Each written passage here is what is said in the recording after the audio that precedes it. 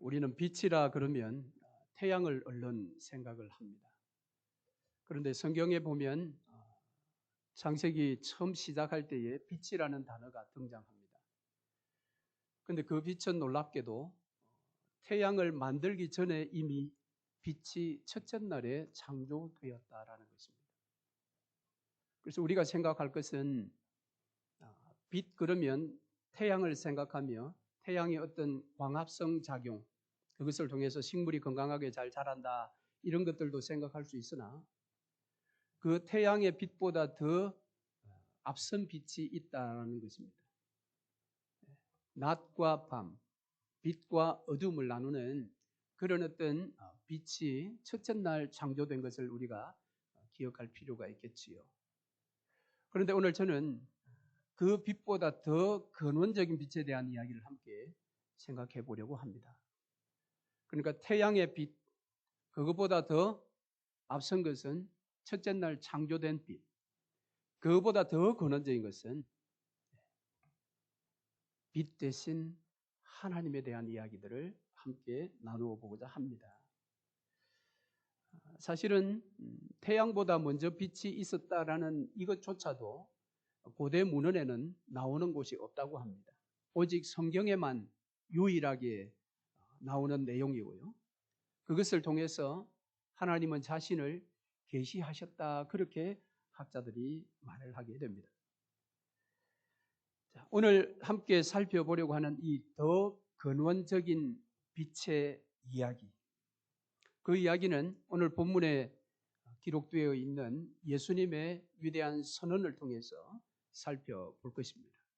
오늘 본문의 배경은 초막절 마지막 날쯤 되었을 때에 일어난 일입니다. 초막절은 두 가지 큰 행사가 있다고 그랬지요. 하나는 물의 행사입니다. 실로암에서 물을 매일 길어서 제단 옆에 통에 부어 행사하는 그 물의 행사가 있습니다. 또 하나의 행사는 빛의 행사입니다. 매일 저녁 여인의 뜰에 두 개의 등을 키워서 그 등의 불빛 아래서 제사장들이 어울려서 함께 하나님 앞에 흥겨운 춤을 추며 시간을 보내는 그런 장면들이 등장하는데, 그것이 바로 빛의 행사입니다. 자, 이 물의 행사에서는 우리가 이미 7장에서 살펴본 것처럼 예수께서 자신의 생수 되심을 이야기하시며 목마른 자들은 다 내게로 오라, 그리하면 그 배에서 생수가 흘러 넘쳐나리라라는 위대한 선언을 우리가 살펴보았고요. 오늘은 이 빛의 행사 중에 마지막 날 8일째 되는 안식일 날, 이제 예루살렘 성전에 4개의 등잔에서 불꽃이 서서히 이제 사라져갈 그때에 예수께서 그 무리들 가운데 일어서셨어요. 오늘 12절의 말씀을 선언하셨습니다. 나는 세상의 빛이니 나를 따르는 자는 어둠에 다니지 아니하고 생명의 빛을 얻으리라. 사실은 이 빛의 행사를 하는 의미는 하나님께서 세상을 창조하실 때 첫째 날 빛을 창조하심으로 이 세상의 일을 시작하셨고요. 또 바로 빛 되신 우리 메시아 예수님을 찬양하며 마음에 또 빛으로 찾아오는 이 율법의 빛을 찬양하면서 이스라엘이야말로 이 어두운 온 세상 열방을 비추는 그런 나라가 되라라는 그런 상징적인 의미를 가지고 이 빛의 행사를 계속해서 수백 년을 이어왔는데, 이제 예수님의 시대에 와서 예수님께서 바로 빛으로서 당신이 세상의 빛이다라는 선언을 드디어 하시게 된 것입니다. 성경은 계속해서 이 빛을 이야기할 때에 빛과 어둠의 갈등을 늘 이야기를 합니다. 그래서 교회의 역사도 보면 끊임없이 빛과 어둠의 갈등이 연속되었습니다. 자, 오늘 본문에서도 마찬가지입니다. 빛 되신 주님과 어둠인 이 유대인들의 갈등이 일어나게 됩니다. 그들은 내가 세상의 빛이라라고 선언하신 예수님의 선언에 두 가지 질문을 던지게 됩니다. 오늘 본문 19절 말씀에 보니까 내 아버지가 어디 있느냐? 또 25절에 보면 네가 누구냐? 라는 두 가지 질문을 주님께 던지게 됩니다. 물론 이 두 가지 질문은 동일한 질문입니다.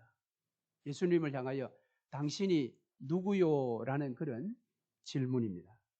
자, 그러면 이 두 질문은 왜 나왔으며 이 질문에 대한 예수님의 답변은 무엇이며 결국 이 유대인들이 보인 반응은 무엇인가 라는 내용들을 한번 말씀을 따라가며 살펴보겠습니다. 이 시간들을 통해서 이 빛의 이야기가 우리와는 어떤 관계가 있는지 여러분 한번 점검해보는 그런 시간 되기를 바랍니다. 자, 먼저 오늘 본문에는 예수님의 두 가지 선언이 나옵니다. 첫 번째 선언은 나는 세상의 빛이라는 12절 말씀입니다. 빛이 세상에 왔을 때에 세상이 보인 일반적인 반응이 있습니다. 그것은 이미 요한 복음 1장과 3장에서 소개를 해 주었습니다.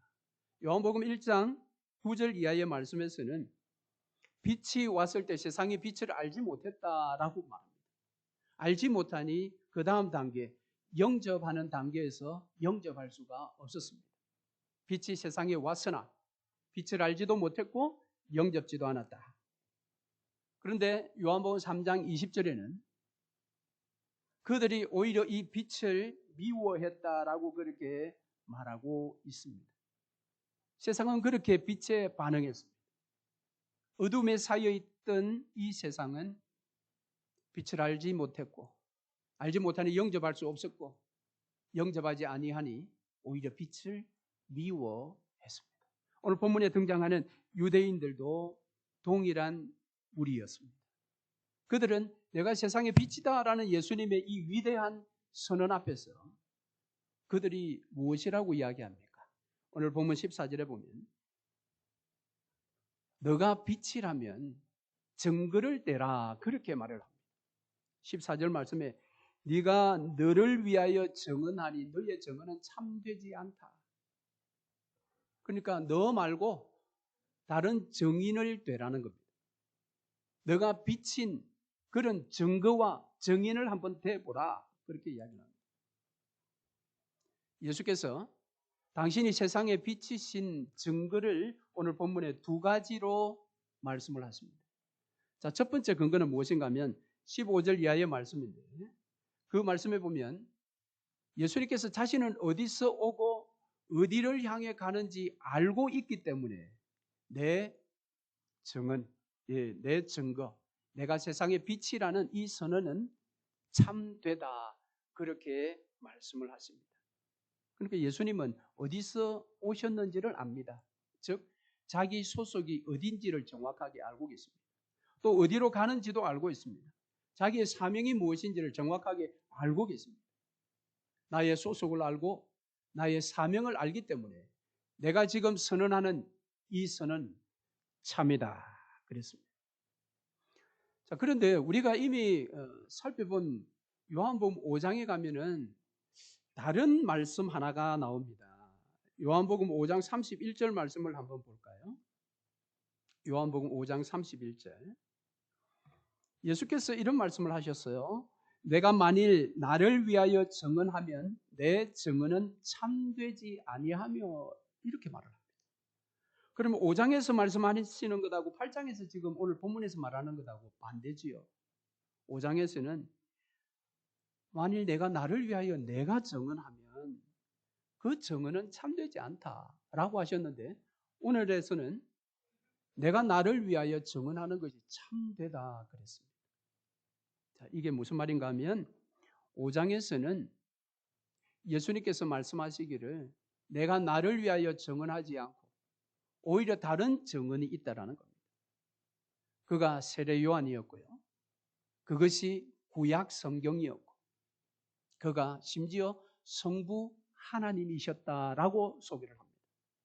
그러니까 5장에서는 그와 같이 말씀하셨으나 이제 8장에서는 이제 곧 공생의 3년 사역을 마치시고 6월절 어린 양으로 십자가를 지셔야 합니다.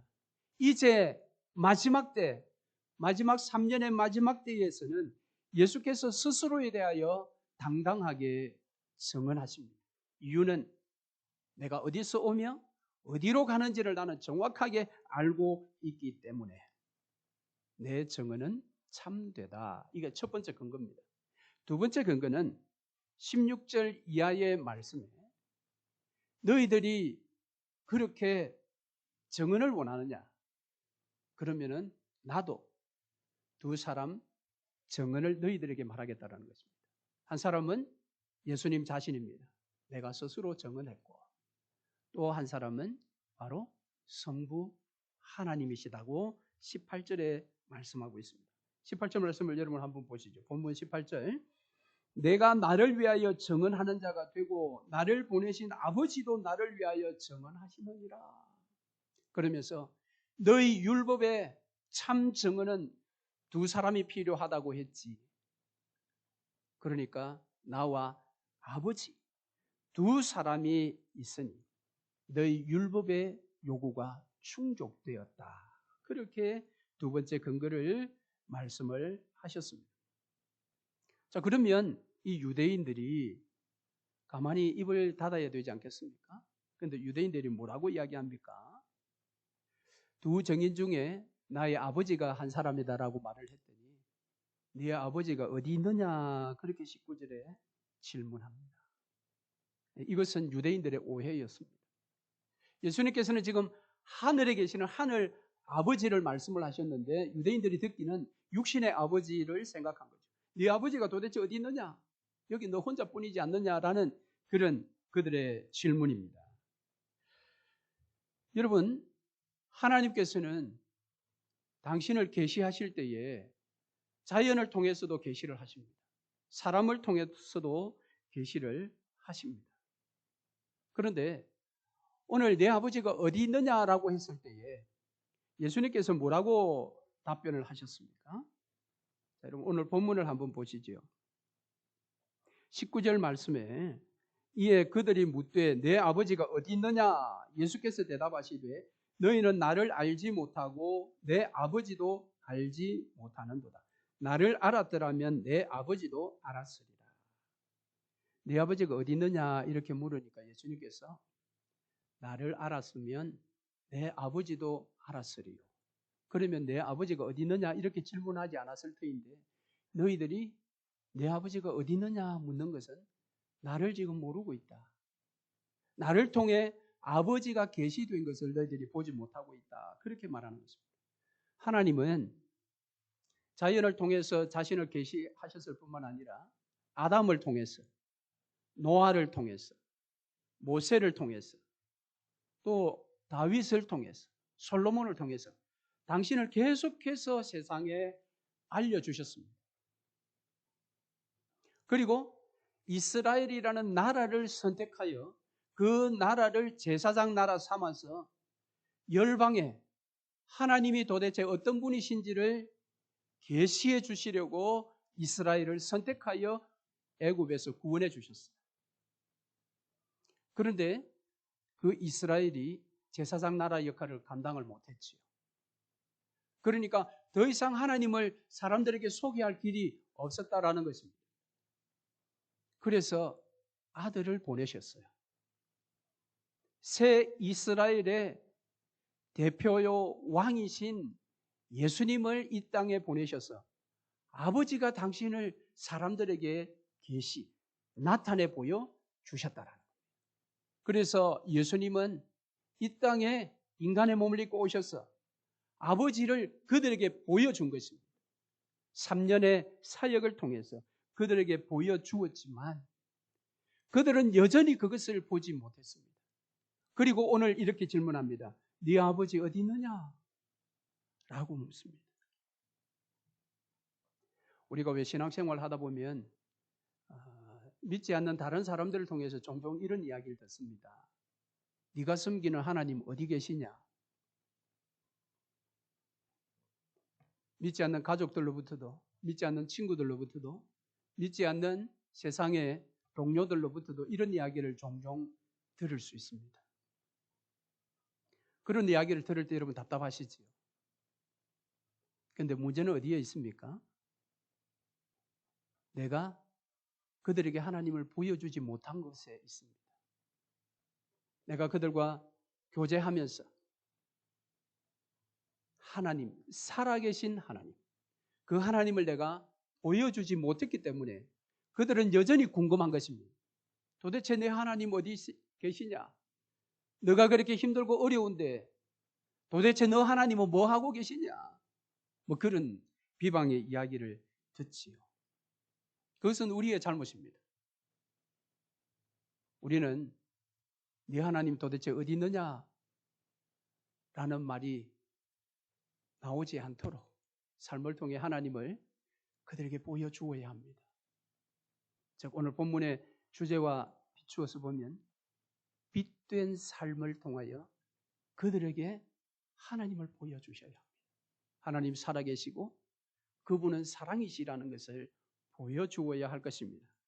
그러나 빛이신 예수님은 이 땅에 오셔서 3년 동안 완벽하게 아버지 하나님을 그들에게 보여주셨어요.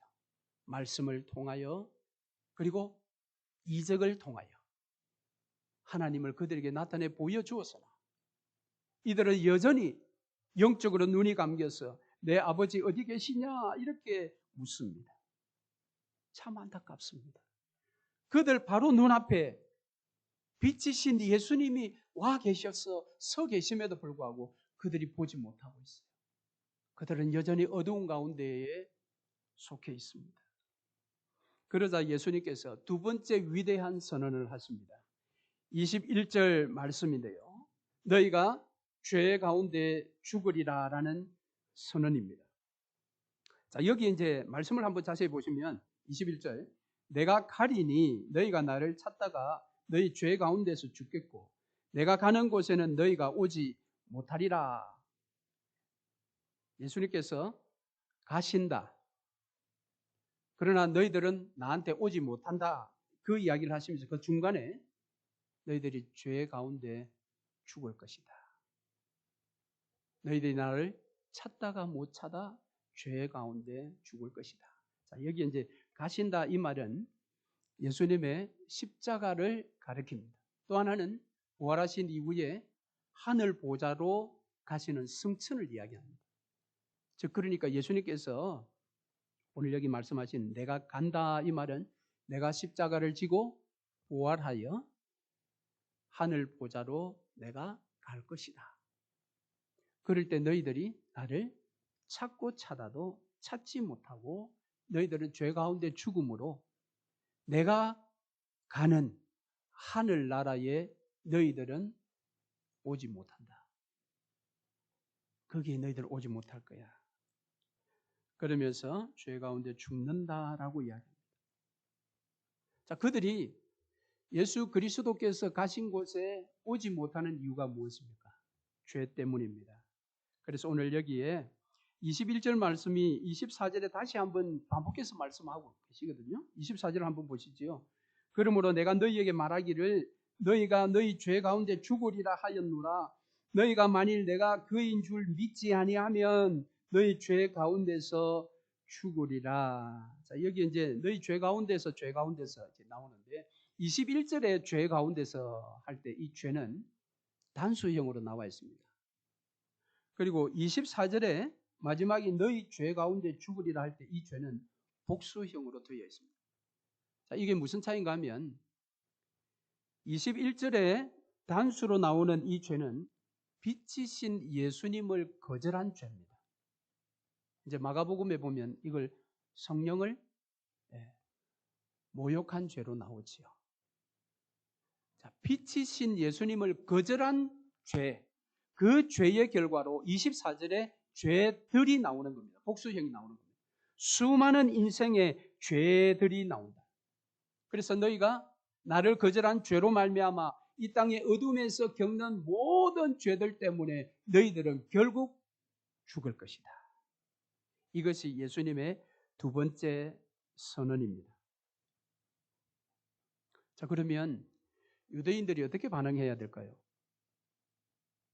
수많은 죄들 가운데 그들이 죽는다고 했기 때문에 어떻게 하면 살 길을 찾을까요? 라고 이렇게 물어야 하는데 그들이 무엇이라고 이야기를 합니까? 22절 말씀 보시면 유대인들이 이르되 그가 말하기를 내가 가는 곳에는 너희가 오지 못하리라 하니 그가 자결하려는가? 그가 자살하려고 저 이야기를 하나? 이렇게 받아들인 겁니다. 자, 여기에서도 이 유대인들의 이 오해가 이제 발생하는데요. 사실은 예수님께서 말씀하실 때의 핵심은 너희가 죄 가운데 죽을 것이다라는 말이죠. 그런데 지금 유대인들은 무엇을 주목하고 있습니까? 예수가 죽는 것에 지금 주목하고 있어요. 예수가 죽는데 우리가 갈 수 없다? 그러면 예수가 자살하려고 하는 것 아니겠느냐? 우리는 자살할 이유가 없으나 예수는 지금 시달리고 있으니 자살하려고 하는가 보다. 지금 유대인들이 그렇게 지금 이해를 한 것입니다. 다행스러운 것은 예수님이 간다고 하는 걸 죽는다라고 이해한 것은 잘한 것 같아요. 그러나 정말 그들이 주목해야 될 것은 자기들의 죽음입니다. 죄 가운데 죽는다고 하는 자기들의 죽음에 대해서 돌아보고 어떻게 하면 살 것인가를 찾을 때 빛 대신 예수님을 만날 수 있는데 아니 그들은 자기들의 죽음이 아니라 예수의 죽음에 지금 관심이 딱 가 있는 것입니다. 이것에 대해서 예수님께서 무엇이라고 해석을 합니까? 왜 그들이 그렇게밖에 생각을 못했는가? 그것은 그들이 육체에 거하고 있기 때문에 그렇다. 그들이 어두움 가운데 여전히 거해 있기 때문에 이렇게 판단할 수밖에 없다라고 23절에서 말씀을 하고 있습니다. 23절을 한번 보실까요? 너희는 아래에서 났고 나는 위에서 났으며 너희는 이 세상에 속하였고 나는 이 세상에 속하지 아니하였느니라. 이게 그들이 지금 소속이 세상에 속해 있고 어두움 가운데 소속되어 있기 때문에 지금 이 말에 대해서 엉뚱한 판단을 하고 있다. 그렇게 말하고 있습니다. 예수님께서 나는 세상의 빛이다 라고 말했을 때 소속이 어디냐에 따라 엄청난 다른 반응이 이처럼 나타나게 되어 있습니다. 여러분 믿고 구원을 받았다라는 것은 소속이 바뀌는 것입니다. 이전에는 어두움이라는 소속에 있다가 빛이라는 소속으로 바뀌는 것이 구원입니다. 이전에는 세상 나라에 있던 우리가 아들의 나라로 옮겨지는 것, 위치가 이동되는 것이 구원입니다. 구원받았다면 우리의 소속이 완전히 이렇게 달라지는 것입니다. 여러분의 지금 소속은 어디입니까? 어둠입니까? 빛입니까? 세상 나라입니까? 아들의 나라입니까? 내 소속이 어딘지를 정확하게 확인할 필요가 있습니다. 이것을 확인하지 않은 채 교회당에 나와서 신앙생활을 할 수 있습니다. 그런 사람들은 함께 예배하고 함께 기도하지만 실제 영적인 소속은 여전히 세상 나라에 소속되어 있습니다. 그래서 그가 말하는 것, 그가 추구하는 인생의 목표, 살아가는 방식 이런 것들은 세상과 별 다를 바 없는 모습을 보여주는 것입니다. 소속이 달랐기 때문에 그렇습니다. 오늘 이 유대인들은 여전히 어둠에 소속되어 있습니다. 그래서 예수께서 말합니다. 나를 믿으라는 것입니다. 나를 믿지 않으면 너희들은 그 어두움의 소속 가운데 죄 때문에 죽을 것이다. 그리고 내가 가는 하늘나라에 너희들은 결코 올 수가 없다라고 말하고 있습니다. 그래서 오늘 24절 말씀에 나를 믿으라는 것입니다. 세상의 빛이 되신 나를 믿으라. 요한복음 5장 24절 말씀에도 내가 진실로 너희에게 이르노니 내 말을 듣고 또 나를 보내신 이를 믿는 자는 영생을 얻었고 심판에 이르지 아니하나니 사망에서 생명으로 옮겼느니라. 나를 믿으라 이랬더니 유대인들이 25절에 이렇게 질문합니다. 그럼 네가 누구냐라고 묻습니다. 즉 너를 믿으라고? 그럼 너 정체를 한번 밝혀봐. 이렇게 유대인들이 25절에서 공격적인 질문을 하게 됩니다. 감히 너가 누구기에 죄에 대해서 운운하느냐? 하나님만이 하실 수 있는 죄에 대한 권한, 심판, 이것을 너가 지금 이야기하며 우리들로 죄 때문에 죽는다라고 그렇게 말하느냐? 너가 도대체 누구냐? 라고 그렇게 질문합니다. 요한복음 초반에도 보면 이들은 세례 요한에 대해서도 너 도대체 누구냐? 라고 그렇게 질문했죠. 이제는 예수께 내가 누구냐? 너의 정체를 밝히라는 겁니다. 이거 보면 이들이 지금 영적으로 얼마나 어두운 상태에 있는지 알 수 있습니다. 예수님은 공생의 3년 동안 당신이 누구인지를 말씀과 이적을 통해서 계속해서 보여주었는데 3년 동안이나 함께 가까이 있었으면서도 예수를 죽일 궁리만 했던 그들이었기에 마지막 이제 6월절이 얼마 남지 않은 이 시점에 와서도 예수가 누군지를 모르고 너가 누구냐라고 이렇게 묻고 있습니다. 참 이 어둠의 권세도 너무너무 무섭고 강력합니다. 예수님께서 무엇이라고 답하십니까? 자, 25절 한번 보시죠.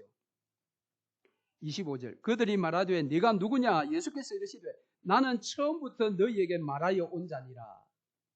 자, 이 처음부터 말하여 온 자니라 이 말이 무슨 말인가 하면 요한복음 1장 1절에 태초에 말씀이 계시니라 그랬죠. 그리고 그 말씀이 바로 성육신 하신 예수님이시다라고 요한복음에서 1장부터 쭉 소개를 해 나갔는데 예수님 말씀이 무엇입니까? 1장 1절부터 소개된 태초에 하나님과 함께 계셨던 말씀, 로고스. 내가 바로 로고스요 말씀이다라고 정체를 정확하게 여기에서 밝히십니다. 그리고 26절을 보시면 26절 내가 너희에게 대하여 말하고 판단할 것이 많으나 나를 보내신 이가 참 되심에 내가 그에게 들은 그것을 세상에 말하노라.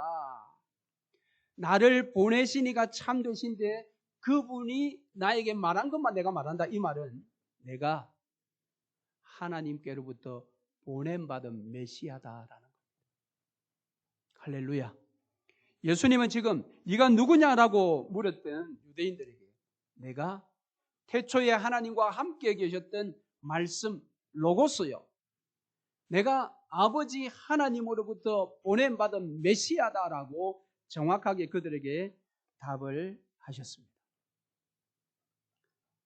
그런데 여러분 이렇게 명확하게 예수가 당신이 누구인지를 그들에게 알려주었음에도 불구하고 그들은 그것을 깨닫지를 못했다고 합니다. 27절 그들은 아버지를 가리켜 말씀하신 줄을 깨닫지 못하더라. 그럼 언제 깨달을 수 있을까요? 예수께서 말씀하시기를 28절 너희가 인자를 든 후에 너희가 나를 십자가에 못 박은 뒤에 그때 너희들이 알게 될 거다. 자, 그 알게 된 것이 무엇입니까? 28절에 보니까 너희가 인자를 든 후에 내가 그인 줄 알고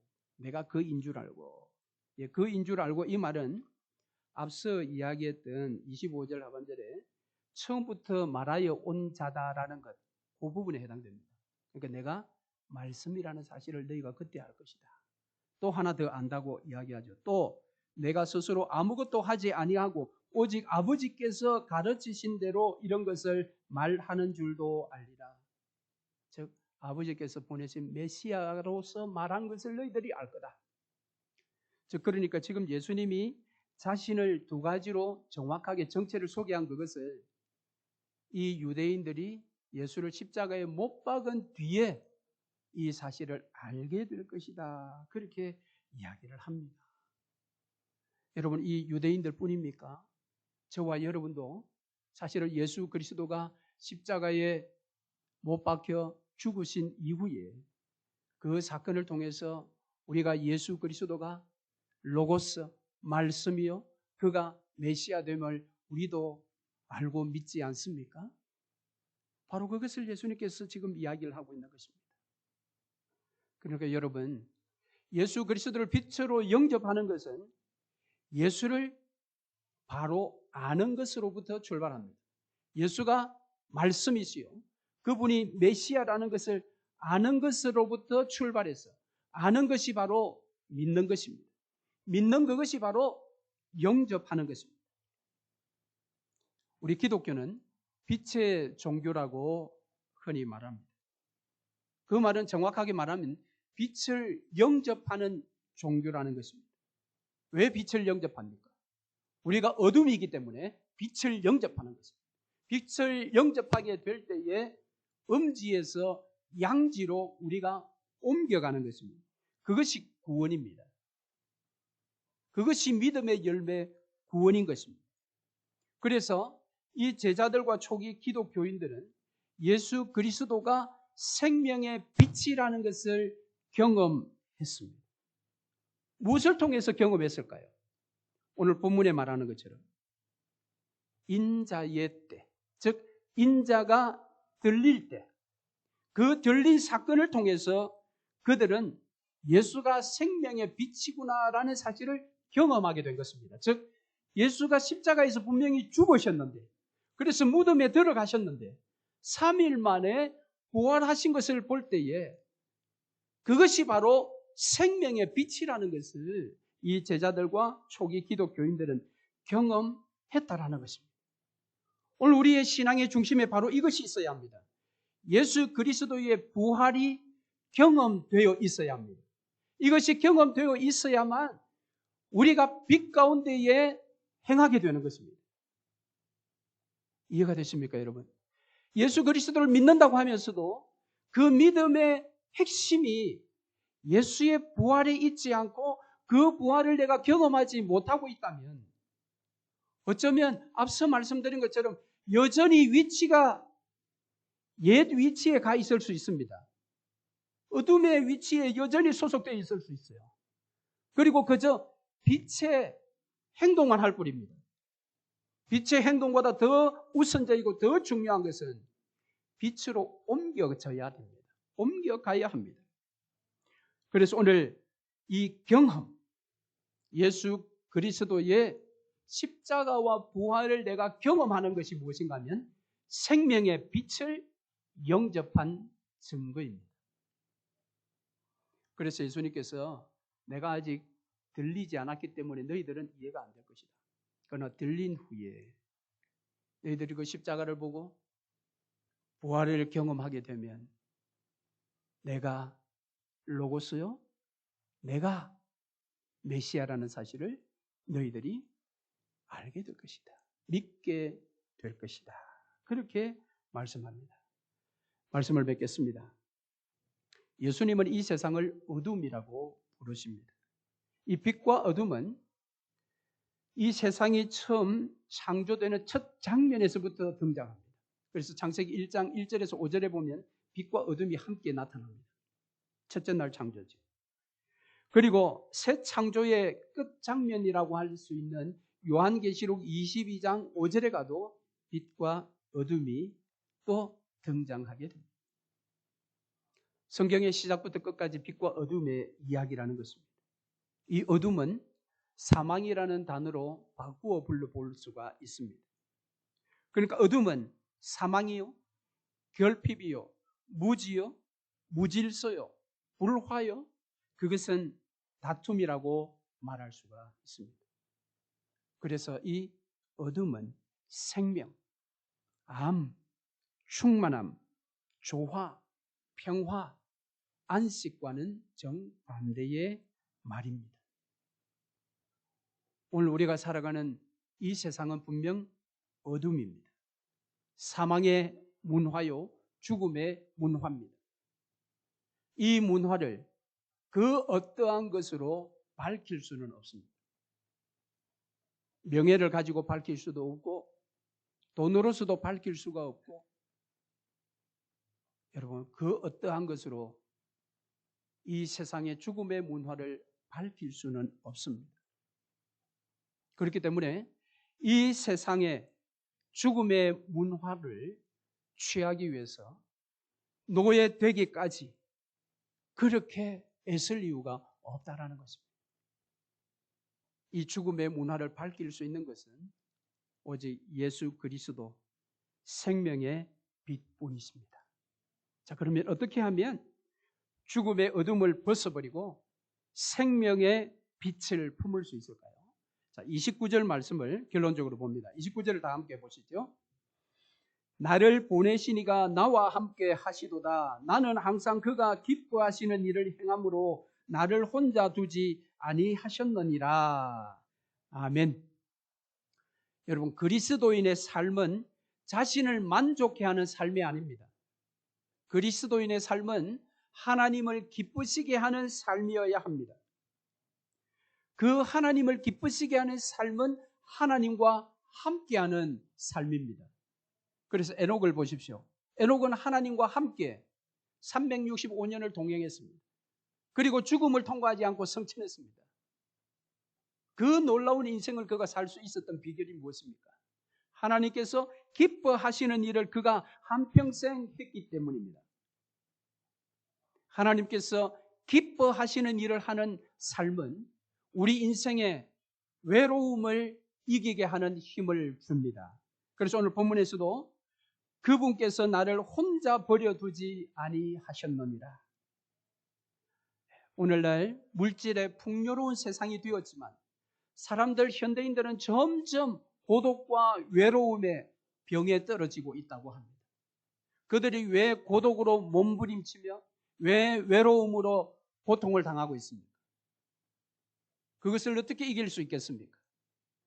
하나님을 기쁘시게 하는 삶을 살면 인생의 그 외로움을 이길 수 있는 힘이 생기는 것입니다. 사랑하는 성도 여러분, 예수님은 세상의 빛이십니다. 그 빛은 생명의 빛이라 말씀하셨습니다. 그 빛을 우리에게 비추시고 우리가 영접할 수 있도록 그분은 십자가를 지셨습니다. 그리고 사흘 만에 부활하셨습니다. 하나님 보좌 우편으로 승천하셨습니다. 이 십자가와 부활을 통하여 생명의 빛, 세상의 빛을 알게 하셨고 그 빛을 믿고 영접게 하셨습니다. 그래서 오늘 저와 여러분이 하나님의 자녀가 된 것입니다. 이번 한 주 동안 빛의 자녀답게 하나님 기뻐하시는 일을 행하심으로 주께 영광을 돌리시기를 주의 이름으로 축원합니다. 아멘.